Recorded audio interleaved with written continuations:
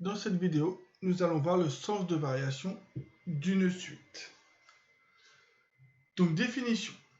Une suite UN est croissante si pour tout entier naturel n, on va avoir que UN plus 1, donc UN plus 1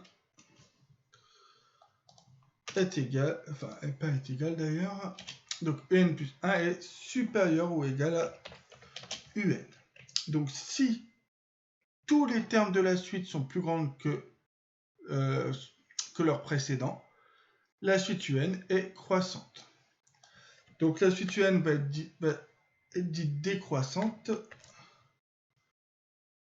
Donc si UN plus 1 est inférieur ou égal à UN. Donc c'est un fait comme pour les fonctions. Si vous avez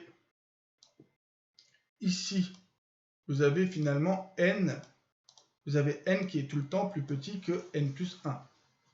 Quand vous passez aux images, UN doit être plus petit que UN plus 1. Donc quand on ne change pas l'ordre, en gros quand on ne change pas l'ordre, on reste croissant. Quand on change l'ordre, on est décroissant.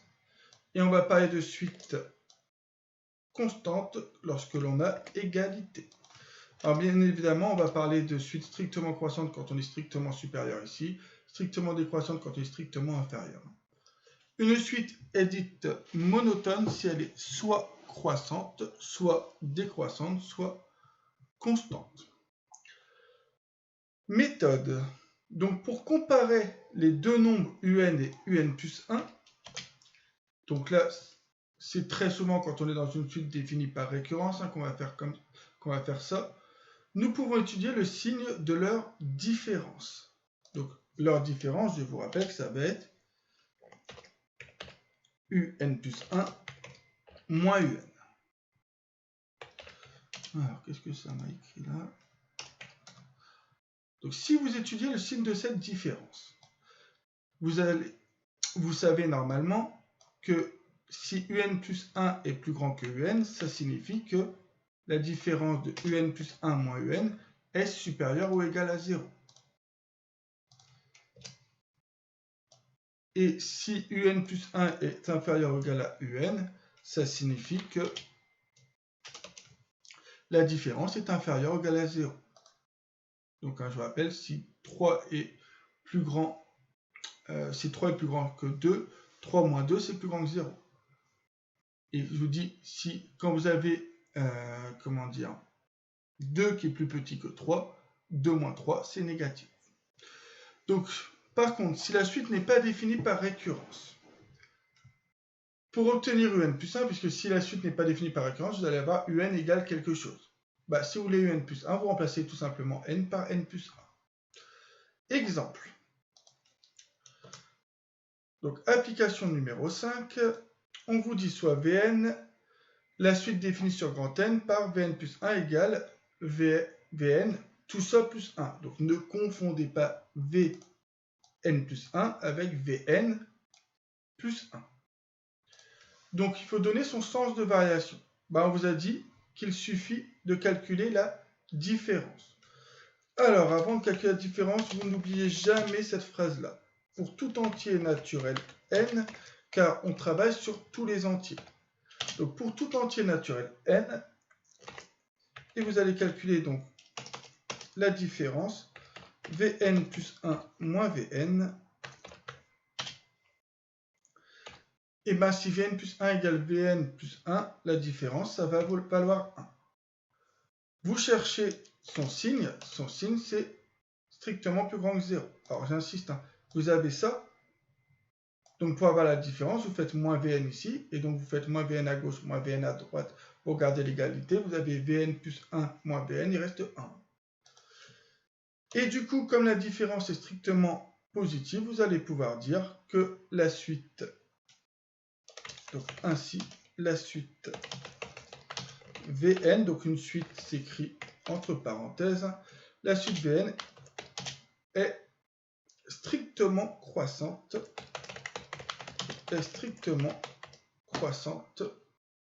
sur grand N. Vous voyez que le premier terme ne nous sert à rien.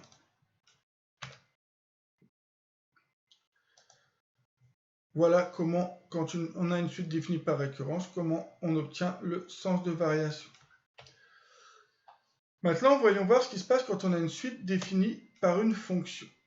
Alors, on a deux méthodes. Première méthode, en utilisant cette méthode-là. Ce n'est pas celle que je vais vous conseiller, mais pourquoi pas. Donc, on va partir de ça. Donc, on va commencer par dire, je veux dire, pour tout entier naturel n, vous savez que vous avez un égale n carré. Ce qui va signifier que pour tout entier naturel n, un plus 1 va être, donc je remplace le n, donc je remplace le n ici par n plus 1, donc je remplace ici le n par n plus 1. Donc vous avez n plus 1 au carré, ce qui est une identité remarquable, n au carré plus 2 fois n fois 1 plus 2n plus 1. Ensuite, on doit faire la différence. Donc je vais faire la différence. Donc la différence entre un plus 1 et un. Vous obtenez n au carré plus 2n plus 1 moins n au carré. Les n au carré s'annulent, il reste 2n plus 1. Le but est de connaître le signe de ça. Et le signe de ça, c'est là où cette phrase va avoir son importance. On est pour tout entier naturel n. Donc n est un entier supérieur ou égal à 0. Multipliez cet entier par 2. Si vous multipliez un entier par 2, ça reste positif. Rajoutez-lui 1, c'est toujours positif. Donc du coup, vous pouvez dire que c'est même strictement positif, puisque comme on rajoute 1, donc strictement positif. Ainsi, la suite un, donc ainsi la suite un ici, donc la suite un est encore strictement croissante sur n. Ok, le problème c'est qu'ici, ça nous fait faire quand même pas mal de calculs. Alors que un égale n au carré, c'est une suite définie par une fonction. Et quelle fonction? La fonction carré. Et cette fonction carré, on connaît sa croissance sur l'intervalle 0 plus l'infini. On sait que la fonction carré est croissante sur l'intervalle 0 plus l'infini. Donc ça serait bien qu'on ait un théorème qui utilise ça. On a de la chance, on a un tel théorème. Donc théorème ici, si vous avez une suite un définie par une fonction, donc définie par un égale f de n, où f est une fonction définie sur l'intervalle 0 plus l'infini, et bien si la fonction est strictement croissante sur 0 plus l'infini, alors la suite un est strictement croissante sur grand N. N'oubliez pas de dire sur quel ensemble on est croissant, donc sur grand N.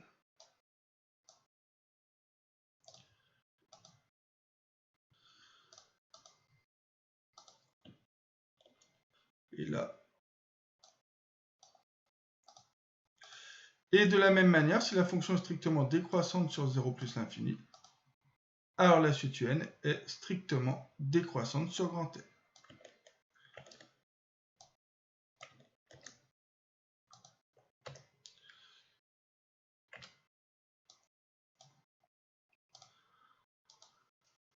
Du coup, revenons à notre application numéro 6.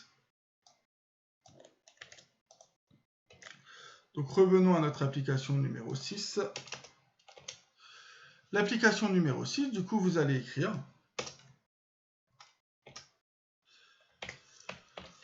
alors, un égale f de n, où f est la fonction carré.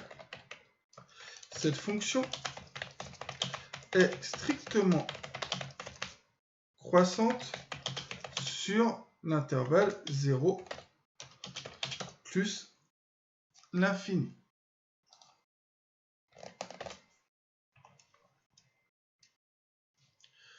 Ainsi, la suite, un est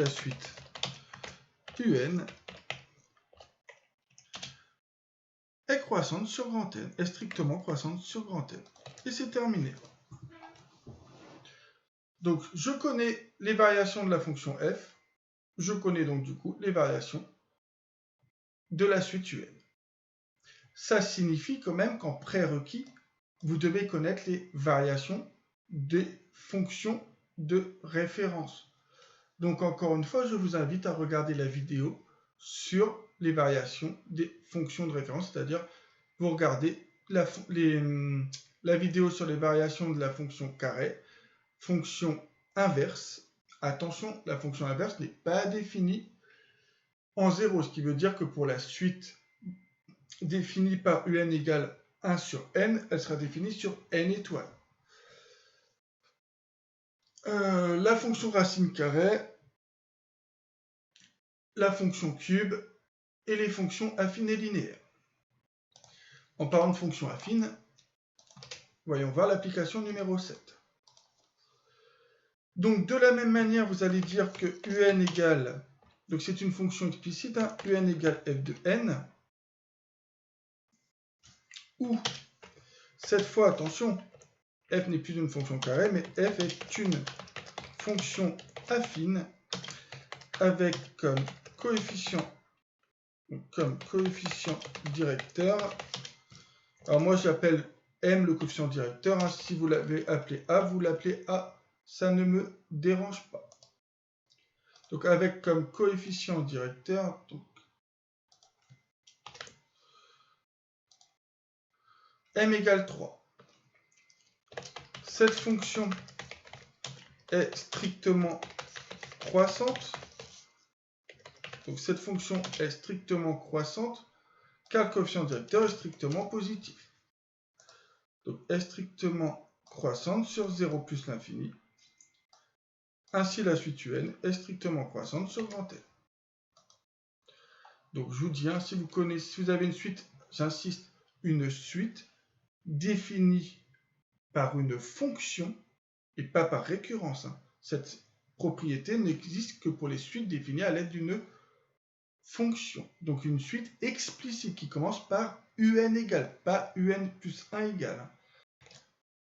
Car si on reprend la feuille qu'on avait utilisée pour les suites définies par récurrence, je vous avais dit ici que la suite un ici, donc la suite un semble croissante sur grand N. Sauf que regardez regardez cet exemple-là. Ben, la suite, on vous dit, semble décroissante sur grand N. Pourtant, regardez cette fonction-là. Cette fonction-là, au début, elle est croissante. Donc vous voyez bien que si la fonction, alors elle n'est pas tout le temps croissante, mais elle est croissante à un moment donné, bah pourtant, la suite, elle semble décroissante, mais elle sera. Maintenant, on peut le prouver d'ailleurs. Hein. Il faudrait étudier ici un plus 1 moins un, bon ça serait compliqué. Mais cette suite est décroissante sur grand N. Pourtant, hein, la fonction est croissante. Donc, la propriété ne fonctionne pas pour les suites définies par récurrence. J'insiste vraiment, ne m'inventez pas un théorème. Le théorème nous dit que ça fonctionne pour les suites définies par un égale f de n. Donc, voilà qui conclut la première partie sur ce chapitre.